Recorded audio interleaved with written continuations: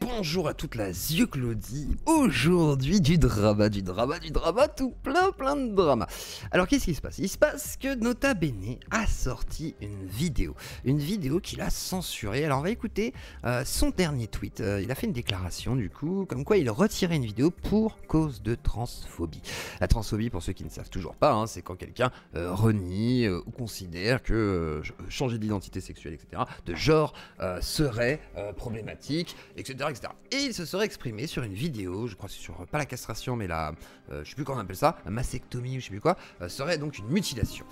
Et il regrette ses propos. Écoutons Nota Bene qui s'exprime à ce sujet. Hello tout le monde, petit message suite à la dernière vidéo qui vient de sortir sur YouTube à propos de Violette Maurice. Alors sur Twitter, il y a quelques messages qui m'ont fait remonter que l'intro était pas ouf, parce que tout simplement les propos pouvaient être un petit peu transphobes, hein. C'est-à-dire qu'on a qualifié une mastectomie de mutilation, et c'est pas bien, voilà. Donc j'ai décidé de supprimer l'épisode tout simplement, je sais pas trop comment on a fait. Alors donc une mastectomie, je ne sais plus si c'est la poitrine, me semble-t-il, si je dis pas de bêtises, faudrait que je vérifie, et en gros, bon bah mutilation, donc propos qui seraient vus peut-être comme une TERF, etc., enfin comme personne TERF, donc c'est-à-dire, voilà, transphobe, mais ultra féministe, radical, quoi. Dans le process Nota Bene, hein, on batch les tournages d'épisodes, donc je me suis pas rendu compte sur le moment de ce que je disais, et effectivement, vous avez raison, c'est vraiment pas ouf comme propos. Je me suis pas rendu compte de ce que je disais.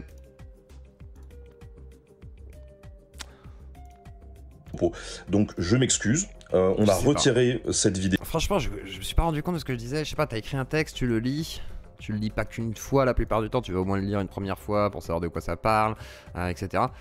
J'ai du mal à croire que tu savais pas de quoi tu parlais, mais bon, pourquoi pas. On va rechecker effectivement les sources, c'est pas normal ce qui s'est passé, et voilà, on fera mieux la prochaine fois. Donc là, il se plaint des sources, donc ce serait pas du coup de leur faute, ce serait peut-être dû aux sources. Alors après, ce qui est possible souvent, c'est pour des créatifs un peu de ce niveau-là, c'est on leur prépare en gros tout un dossier sur un sujet. Genre, aujourd'hui on va parler des petits animaux écureuils. Bon bah t'as tout un dossier sur les écureuils, et s'il y a un mec qui aime pas les écureuils qui dit ouais les écureuils, ils ont grand remplacé nos forêts, bah il peut le faire, tu vois. Et si jamais toi tu dis bah les écureuils ont grand remplacé nos forêts, et que tu sais pas que c'est une dinguerie, peut-être que tu peux le faire. Pourquoi pas. Après, je pense quand même que c'est vachement checké, peut-être que c'est une erreur aussi, donc il peut y avoir un retour en arrière là-dessus.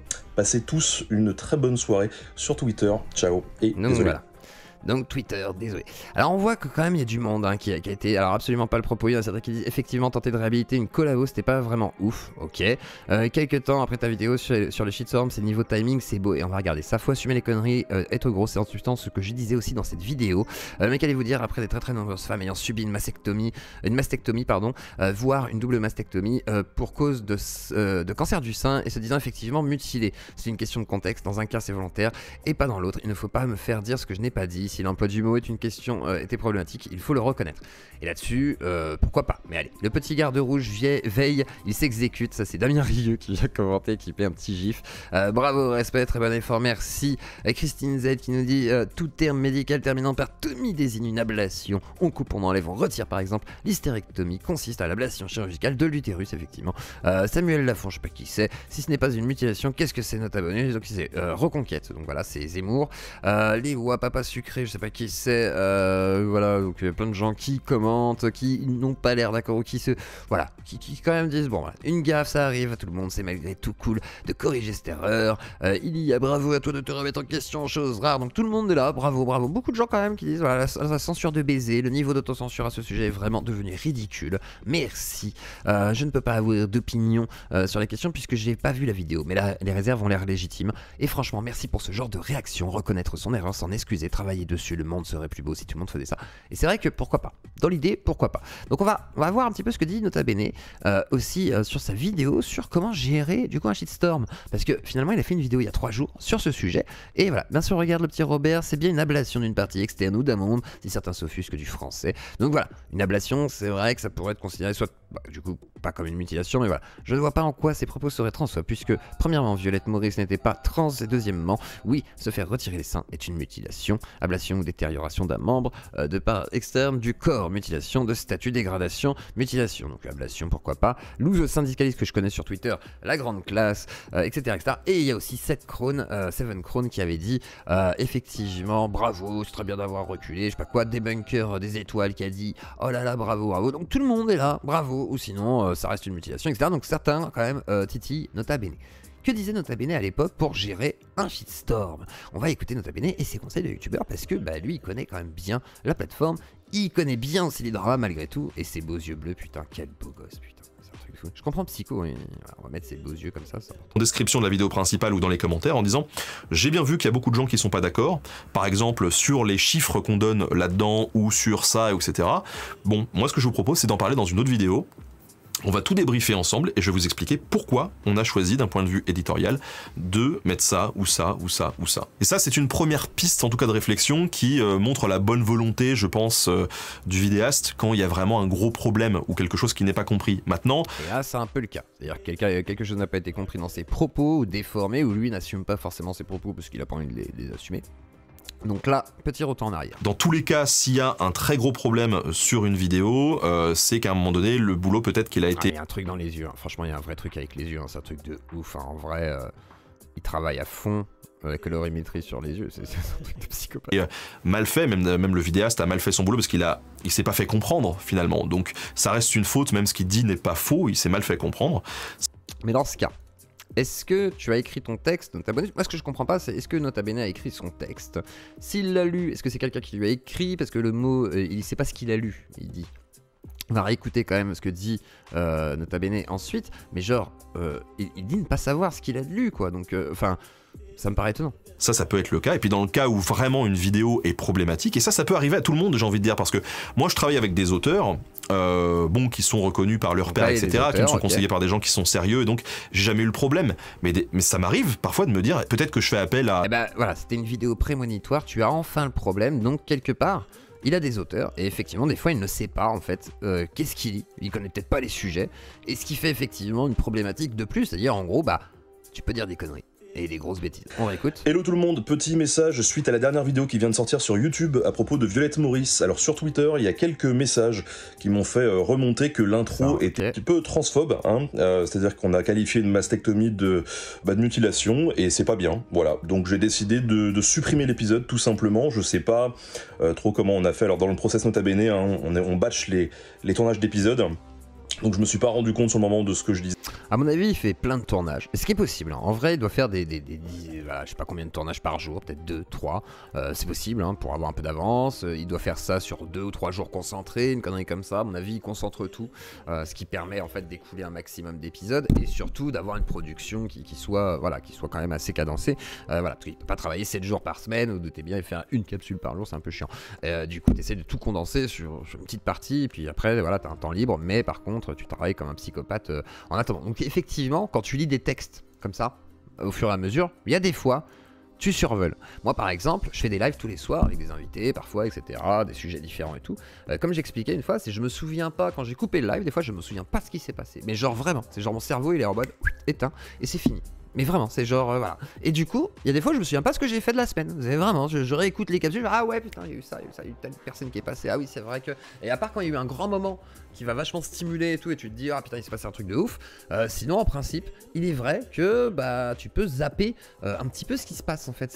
T'es moins connectés que les gens qui regardent, qui eux sont là en mode bon bah c'est maintenant que ça se passe, ils sont en direct, mais eux c'est pas tous les jours, tout le temps dans le flow, tu vois, nous on est dans le flow, donc à un moment donné où bah forcément tu te fais prendre et tu peux passer à côté, tu peux dire des bêtises, tu peux laisser dire des bêtises sans même les avoir entendues, parce que tu fais ah oui effectivement voilà, et c'est normal en fait, on peut pas lui reprocher ça, donc effectivement je peux comprendre qu'ils reculent et disent bon bah je supprime cette vidéo parce que je m'étais pas rendu compte. Par contre, dans le processus de montage, dans le processus de validation de la vidéo, parce qu'il y a, voilà, il y a ça, il y a le produit, il y a placement de produit, machin, en plus, il y a plein de choses.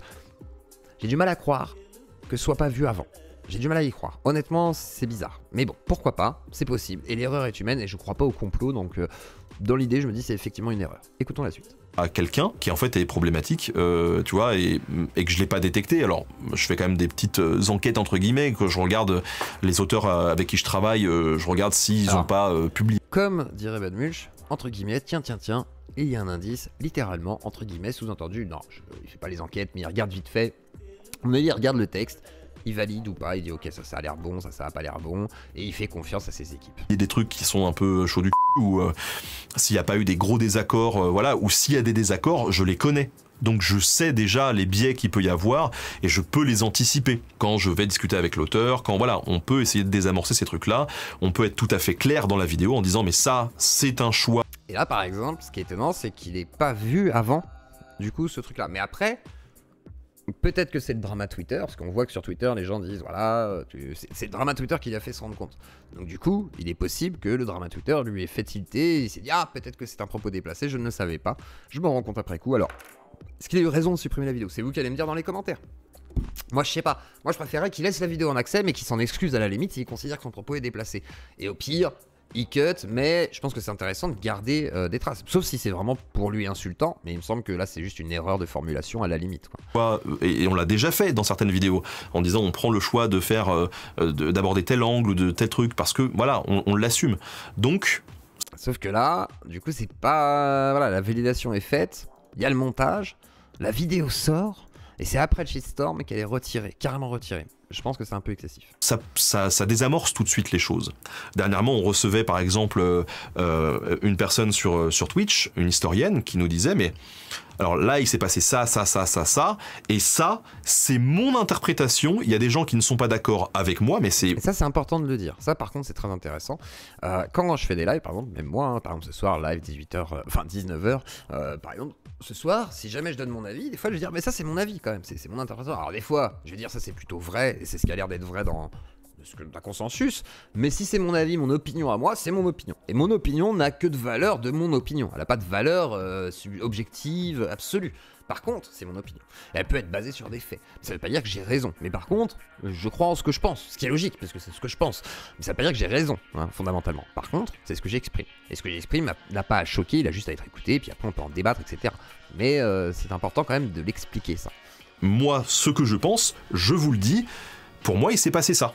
Mais c'est mon point de vue à moi, et en plus je suis militant, donc je vous le dis comme ça, donc à prendre avec vos pincettes et avec votre grille de lecture. Et moi je trouve ça super sain, c'est super d'avoir des réactions comme ça. Tout ce que je veux dire c'est que quand on se prend des réactions comme ça, il faut pouvoir se poser un peu et évaluer la gravité de la faute ou pas. Savoir se remettre en question, savoir remettre ses propres méthodes de production en question, et savoir remettre aussi l'avis des internautes en question, parce que... Et là c'est intéressant, c'est-à-dire qu'il y a deux choses. Il y a l'avis des internautes déjà, qui est à remettre en question. Effectivement, des fois il faut aller contre son public, ça veut pas dire qu'il faut toujours y aller, hein, mais des fois il faut, voilà, il faut pas forcément écouter ce que va reprocher le public, et des fois il faut le prendre en compte. Et là c'est aussi important.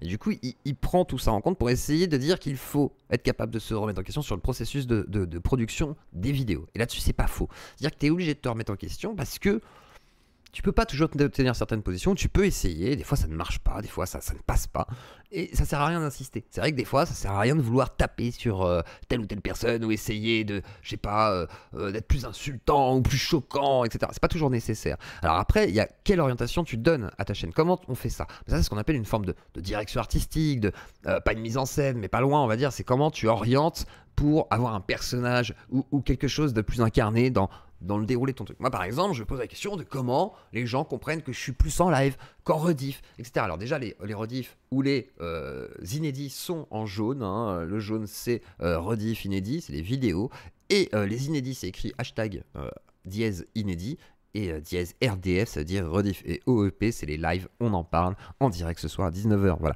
Et ça après voilà, et après t'essayes d'orienter, et puis voilà. Enfin je travaille en habillage aussi, mais ça c'est un autre problème, s'il y en a qui savent faire des overlays.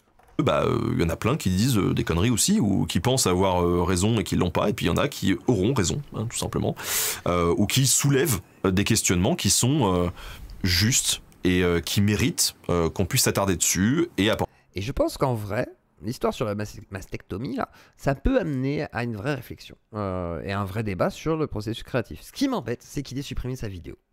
Parce que ça veut dire que peut-être une petite erreur, parce que là on n'est pas sur une erreur, me semble-t-il, absolument grave, parce qu'il ne parle pas d'une personne trans, c'est une personne qui a eu une mastectomie, mais pour d'autres raisons, c'est considéré comme transphobe, à la limite, pourquoi pas, parce qu'on dit que c'est voilà, une mutilation, mais est-ce nécessaire de supprimer la vidéo totalement? Est-ce qu'on ne pouvait pas juste cut le passage, juste couper, genre, hop, Ou sinon, modifier la vidéo. Je sais pas. Tu mets ceci est une ablation. Non, tu as coupé. Ceci est une non-mutilation. Et tu fais ta vidéo. Non, je sais pas. Enfin, il n'y avait pas besoin de la couper, quoi. Ça fait peur après pour nous, les autres créatifs et tout petits. On doit se censurer comment? Comment qu'on fait? Exemple politique, idéologique, et on va se prendre des tonnes de commentaires ultra violents sur un sujet en disant mais c'est faux, t'es un faussaire de l'histoire, etc. Parce que il y a quelqu'un en face. Ouais. Un compte par exemple très problématique ou un autre vidéaste extrêmement problématique. Ah, psychodélique? Attendez. Voilà, qui tient une chaîne d'histoire totalement révisionniste ou complotiste, ou voilà, Il parle de Christopher Lan. Attendez. Christopher Lan. Christopher Lan. Alors après Christopher Lan, faut dire la vérité, il a vendu des tableaux pourris. Il a une chaîne qui est vraiment pas ouf. C'est lui qui voulait faire le film, vous savez, avec Terre de France, là, Terre de France, Terre de Trans, pardon. Terre de Trans, donc du coup, qui avait, vous savez, un film à faire avec Papacito, Baptiste Marchais, etc. C'était les visiteurs à Singapour. Et voilà, truc sur les woke, les croisades, Napoléon, tout ça. Alors après, c'est pas mal, mais c'est pas ouf, quoi. C'est-à-dire que c'est vraiment des vidéos, voilà, très simple, avec un fond de décor très patriote, hein, on va dire. Et voilà, l'histoire semblerait-il révisionniste sans, je sais pas. Là, je saurais pas dire. Je pense qu'il est plutôt de très à droite, mais après dire que c'est révisionniste, je sais pas. Va lancer sa fanbase en fait sur ta vidéo, quoi, en disant mais allez regarder sa vidéo, ou qui par exemple a débunké la vidéo. Ça m'arrive régulièrement, hein. Donc en fait là, il y a un clash avec Christopher Lan. Je savais pas. Il y a un clash avec Christopher Lan. Ouh. Des vidéastes plus confidentiels, mais qui ont une communauté extrêmement soudée autour d'un programme complotiste ou d'un programme, disons-le, identitaire, voilà. Et ils se disent, oh regardez, Nota Bene, il a encore sorti un truc. Ah là là, il cire bien les bottes du gouvernement, hein. Et des woke. T'as oublié, Nota Bene. Tu es un communiste. Là, je sais pas, oui, je comprends que ça le saoule, il doit se dire, ouais, fichier, c'est vrai qu'il doit être pris souvent en grippe, l'histoire des testicules, ça y est, c'était fait, ligaturer les trompes, là, ou je sais pas quoi. Non, pas les trompes, mais voilà. Et du coup, les canaux de, pas d'urètre, bref, je sais plus, ces bourses sont ligotées, quoi. Et en gros, ça a fait parler, Ah là là, il adhère bien à la doxa, hein. Ah là là, vraiment, il cherche pas à se faire des ennemis pour préserver son business, hein. Ou ah là là, il est encore en train de nous faire son... Et après, ça, c'est un reproche qui est fait, genre, il veut pas se faire des ennemis pour préserver son business. Mais en même temps, comprenez, les gars, enfin, faut comprendre un truc. Mettez-vous à sa place. Mais vraiment, moi je suis un taré. Genre, je dis j'invite qui je veux, je sais pas quoi et tout, je fais ce que je veux. Mais tout le monde peut pas faire ça déjà, parce que moi je suis tout petit. Mais je serais à sa place, je pense que je pourrais pas faire la même chose. Et je serais obligé de faire une TADI en gros, c'est-à-dire peut-être risquer de ne jamais bosser ou que ce soit, à part sur ma chaîne, ce qui me gêne pas. Moi ça me gêne pas. Mais lui, peut-être qu'il a envie de bosser avec des gens, qu'il a pas envie d'être en grippe avec tout le monde, qu'il a pas envie de s'embrouiller, ce qui est normal. Et je le comprends. Et ça c'est tout à fait légitime en fait. C'est quelqu'un de grand public, de mainstream. Donc à un moment donné où, bon, c'est légitime. Révisionnisme d'islamo-gauchiste. Ça arrive régulièrement au cours de l'année. Je me prends des sauts comme ça sur les réseaux. Que faire? Comment réagir à ce qui est aussi un bad buzz, entre guillemets, même s'il n'y a pas vraiment de raison derrière, sauf que c'est une raison idéologique, on se fait attaquer parce qu'il y a quelqu'un qui n'est pas d'accord sur le fond des choses ou qui veut propager une certaine vision avec sa communauté de l'histoire des choses. Et bah, c'est très compliqué aussi, parce que si on réagit, c'est qu'on donne de la visibilité à ce vidéaste aussi. Et ça, c'est une technique que ces réseaux-là emploient aussi énormément. Ce qu'ils cherchent, en fait, c'est de pouvoir provoquer une réaction en face pour engager une sorte de dialogue un peu agressif, mais un dialogue numérique, qui va pas du tout faire avancer la cause, mais qui, eux, va leur permettre d'un coup de toucher ta communauté et de faire effet boule de neige et de grossir mécaniquement, en fait. Et donc... ce qui est pas faux. Ce qui est pas faux, la mécanique des clashs, des dramas, de l'investissement de la communauté que tu vas amener finalement à interagir avec le youtubeur pour essayer d'avoir une réaction, pour pouvoir ensuite rebondir dessus, c'est toute une mécanique, hein. C'est vrai que c'est une forme de transfert de communauté, hein, gratuit, qui coûte rien à part un investissement dans le drama, et effectivement ça rapporte, c'est tout bénef, et nota bénef quoi. Donc nota bénef, je te clash aussi s'il y a moyen, mais moi je veux bien t'interviewer, c'est pas pareil, moi je veux pas te clasher et te dire du mal, moi je veux juste te parler et te dire ah viens, c'est quoi ta vie, j'ai reçu Astro de Geek, j'ai reçu Serbandak, j'ai reçu des gens très bien, j'ai reçu des gens qui sont moins bien aussi, c'est normal, mais c'est mon métier, moi je parle avec tout le monde, mais voilà. Parfois, la meilleure des réactions, c'est de pas réagir. Tout simplement. Et ça, c'est dur. Ça, c'est extrêmement... Ouais, mais ne pas réagir, des fois, le silence en dit long. Et c'est le problème. Alors, des fois, tu dis rien, effectivement, au niveau de certains. Je comprends, au niveau de ton drama, toi, tu évites, surtout que ça t'emmène dans des nouvelles sphères. Mais par contre, surtout des sphères politiques, c'est un peu compliqué. Mais par contre, en vrai de vrai, des fois, ça vaut le coup de réagir, c'est rigolo.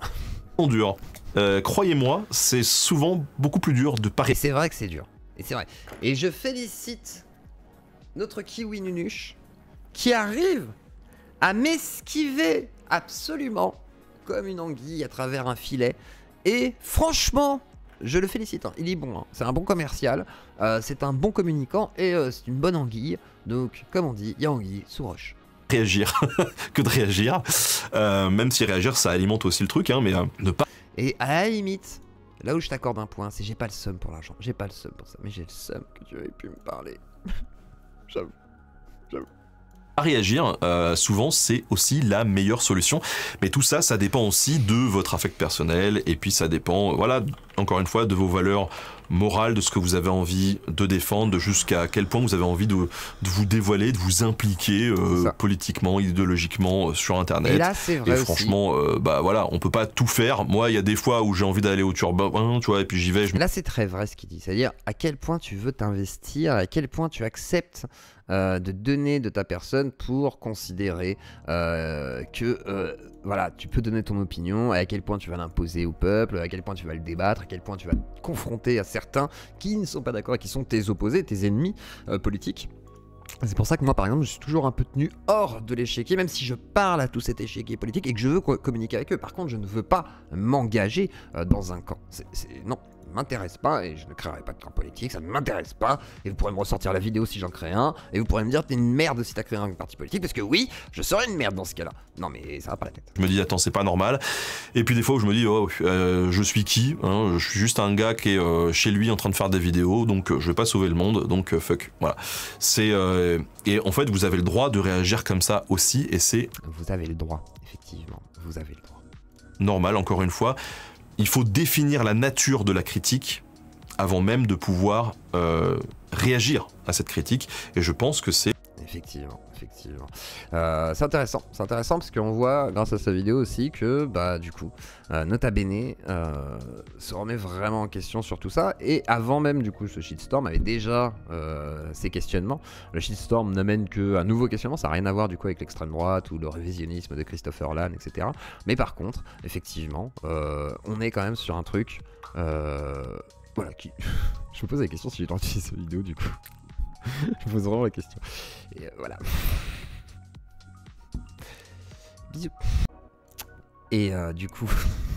ouais, je sais pas si j'ai le droit d'utiliser sa vidéo, mais je vais le faire parce que Psycho l'a fait, donc je pense que j'ai le droit, j'espère. Ne me saute pas ma chaîne, s'il te plaît, Nota Bene. Et du coup, voilà, pour conclure, en gros... Je trouve ça bien que Nota Bene se pose ces questions-là et ose en parler, fasse une vidéo comme celle-ci, et même le drama Twitter, pourquoi pas. Je trouve juste dommage qu'il retire la vidéo, réellement. Je trouve ça vraiment dommageable pour les autres créatifs, pour lui-même, et problématique dans le sens de la pression qu'on peut mettre à quelqu'un sur voilà, un shitstorm Twitter. Et dans ce cas, il suffit juste d'un petit groupe organisé qui commence à envoyer un truc, après ça va prendre de l'ampleur sur Twitter. Donc, surtout qu'il y en a qui le font hein, déjà. Donc, je suis pas sûr, je suis pas convaincu, mais en tous les cas, Nota Bene, courage, la plupart des gens t'aiment beaucoup sur la plateforme, et même si certains te détestent, c'est pas grave, il faut faire avec, on le sait, on a l'habitude. Et Christopher Lann, pareil, des bisous quand même, mais paraît-il que t'es un révisionniste, je savais pas, mais par contre c'est vrai que tu vends des tableaux dégueulasses, hein. C'est pas ouf. Voilà, des bisous à toutes les yeux, pensez à mettre un pouce bleu, commentez, likez, clocher, et je vous dis à plus tard, à ce soir, 19h.